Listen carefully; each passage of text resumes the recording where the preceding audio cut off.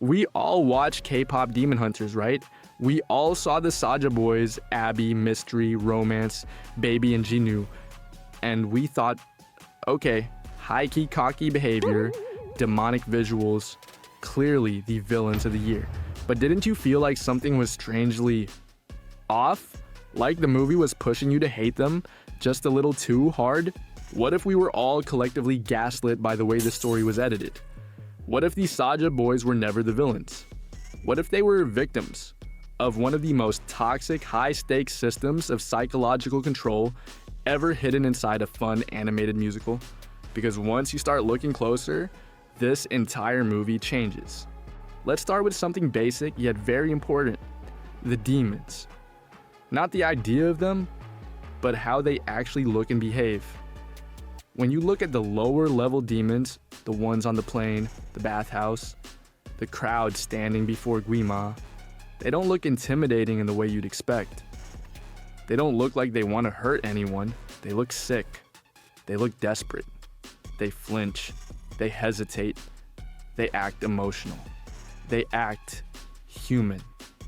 Then look at the faceless demons that crawl from the rips in the Han Moon. They are a mindless mass, not malicious, not cunningly evil. They resemble ants, blindly executing the will of some invisible power, unable to think for themselves. And then, look at the Saja Boys. During the Namsan Tower sequence, when their performance is meant to signal Guima's victory by harvesting the souls of the crowd, watch their eyes. They're not scanning like predators. There is no malice. No ghoulish pleasure. They're not aggressive. They're aware, hyper-aware, like someone is watching them, like they're being evaluated. Because they are. They're not monsters. They're high-stakes hostages. And that distinction changes everything. Now let's talk about the idol masks. Because nothing in this movie is accidental. You notice their eyes, right? Bright yellow, slit pupils. Most people see that and go, yeah, demon aesthetic. But look again, that yellow doesn't just signal evil. It feels like decay. Like something that used to be gold, but got corrupted from the inside out. Like sickness. And once you start seeing them, not as deliberately evil, but as damaged, you start noticing something else. The way they move. Watch the soda pop choreography again. Focus on Abby during the bridge. His movements aren't just sharp, they're mechanical, too precise, too controlled. So like a marionette being pulled by invisible strings. And suddenly, it doesn't feel like they're performing. It feels like they're being performed. Their smiles feel forced. Their charm feels rehearsed. Not because they're bad idols, but because failure is not an option. In interviews, directors Maggie Kang and Chris Applehans talked about how the animation of the Saja Boys needed to feel too perfect. This wasn't just to make them look like K-pop stars. It was to show that their every breath was being managed. In the underworld, Guima isn't just a king. He's the CEO of a soul harvesting machine. The movie shows you exactly what happens when a demon fails. Take the stewardess at the beginning. She survives a plane crash, only to be erased by Guima without hesitation. No argument, no resistance. She doesn't even fight back. She just accepts it. That moment isn't just shock value, it establishes the rules of this world. In this system, being a demon isn't a choice, it's a sentence. And failure doesn't result in a warning or punishment, it results in erasure. So now ask yourself, when the Saja Boys are on stage, are they performing for fans or for survival? And if that wasn't unsettling enough, we need to talk about what Saja actually means. Because this is where the film's moral framework begins to shift. In traditional Korean folklore, the Jeoseung Saja, the Grim Reapers, are not evil. They're civil servants of the afterlife, neutral, duty-bound, often tragic. They guide souls. They don't corrupt or steal them to please a master. So what does it mean for the Saja Boys? It suggests that their identity has been twisted at its core, something once neutral, redefined into something controlled. Guima didn't just create demons, he reshaped what they are to serve his own purpose. And no one shows the psychological cost of that better than Jinu. Because Jinu isn't just the traitor, He's the clearest example of long-term psychological abuse. Imagine hearing Guima's voice for 400 years, constantly. No silence, no escape. No way to verify what's real. Imagine living like that. Imagine not being able to trust your own thoughts, your own memories. Every time Jinu is forced to confront Guima, notice how the framing of the shot tightens. You can see him visibly flinch. The directors noted that Jinu's conflict comes from a place of deep, unresolved trauma. The kind that makes you choose the safe lie over the painful truth. Jinu says he became a demon to save his family. But Guima keeps telling him he's lying, that he abandoned them for selfish reasons. What would you believe? The truth is, you wouldn't know anymore.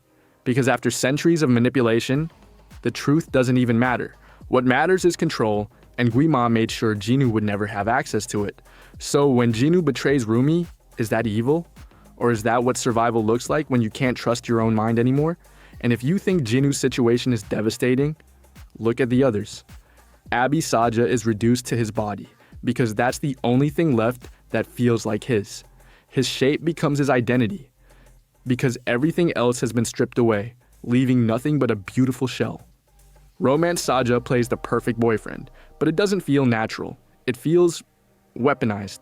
Every gesture is calculated. Every smile is part of a role he has to maintain just to stay useful.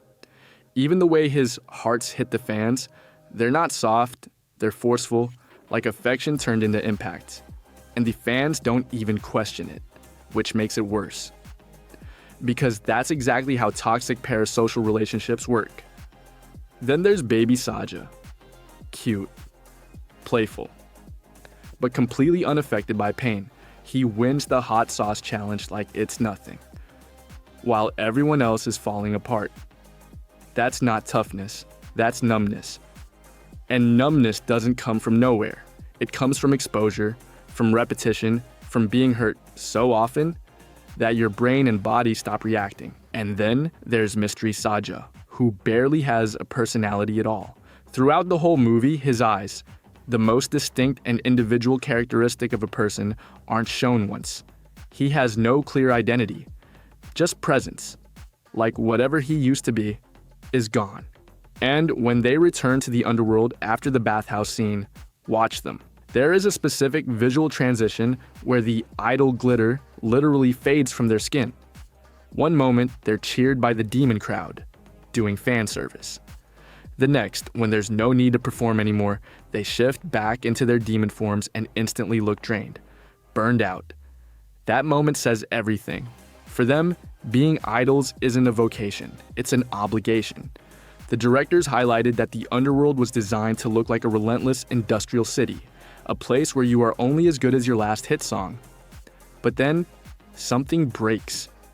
In the bathhouse scene, there's a moment most people miss. Jinu sees Rumi's demon marks, and he doesn't expose her. He covers them, he protects her.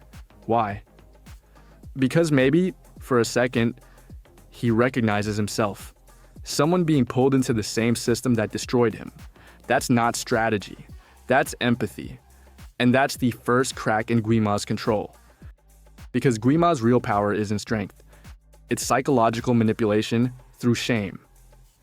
Control only works if the person being controlled believes they deserve it. And that's exactly what Guima creates. A constant internal voice, a loop of guilt, of shame, of self-hatred, a mental noise that never stops. But then Rumi does something outrageous. She accepts herself, fully, both human and demon part. And the moment she does that, Guima loses his power. Because there's nothing left to manipulate, no shame, no weakness to exploit. Now think about the ending. Guima isn't defeated by strength, but by self-acceptance. And inspired by that, Jinu finally resists. For the first time in 400 years, he chooses. Not survival, not obedience. He stands his ground, protecting Rumi, even as he's consumed. And in that moment, he gives everything he has left, his soul. Not as a weapon, but as something else. Something human, something whole. And maybe, in that moment, he doesn't just help Rumi win. Maybe together they break the entire system. Because if Guima's voice is gone, Then, for the first time in centuries, the Saja Boys are left in silence. No commands, no shame, no control, just themselves. Broken, discarded, maybe still trapped, but their minds finally free. So every time you felt bad for Jinu, you were right. He was never the villain. He was a prisoner who found the key to his cell and gave it away for a greater good, even though he knew he wouldn't make it out.